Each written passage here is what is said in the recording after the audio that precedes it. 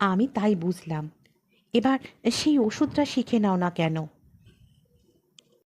জগদম্বা নাকি কোনো সন্ন্যাসীর কথা মতো কাজ করে রোগমুক্ত হয়েছিলেন। মাঝে মাঝে লোক আসতো তার কাছে ওষুধ নিতে। জীবনে অম্লশূলগ্রস্ত রোগীকে যে তিনি ওষুধ দিয়েছেন, কত দূর দূরান্ত থেকে রোগীরা এসে ওষুধ খেয়ে গিয়েছে। এই ওষুধ দেওয়ার একটা নিয়ম হচ্ছে এই যে রোগীকে স্বয়ং এসে ওষুধ খেয়ে যেতে হবে। ওষুধ তুলে বেটে দেবেন জগদম্বা দেবী স্বয়ং। তরঙ্গিনী দেবী শাশুড়ির এ দৈব ঔষধের কথা জানতেন, তবে রোগী তো সবসময় আসতো না।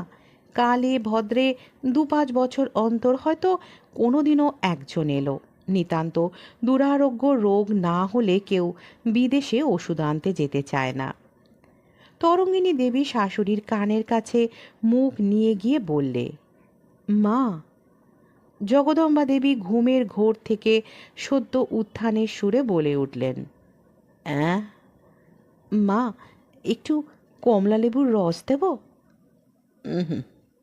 মিছরির জল? হুম।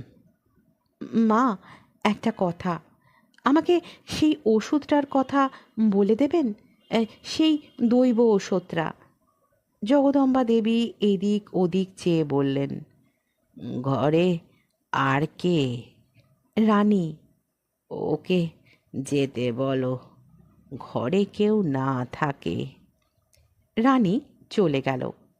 জগদম্বা দেবী বললেন, এই শোনো, আমার তখন সমত্ব বয়স, অম্লশূল রোগ হলো, ছটফট করছি রোগের যাতনায়।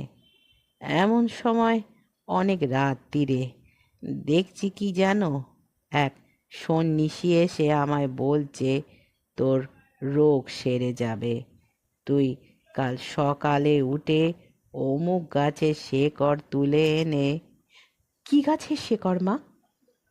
এ কথার উত্তর জগদম্বা আর ইহজীবনে দিতে পারেননি।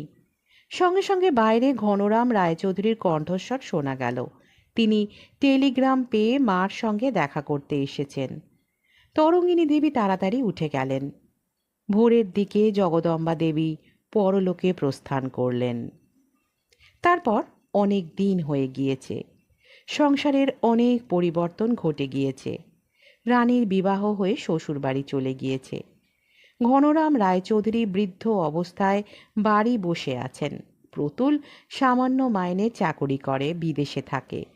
সে জৌলস নেই সংসারের। তরঙ্গিনীও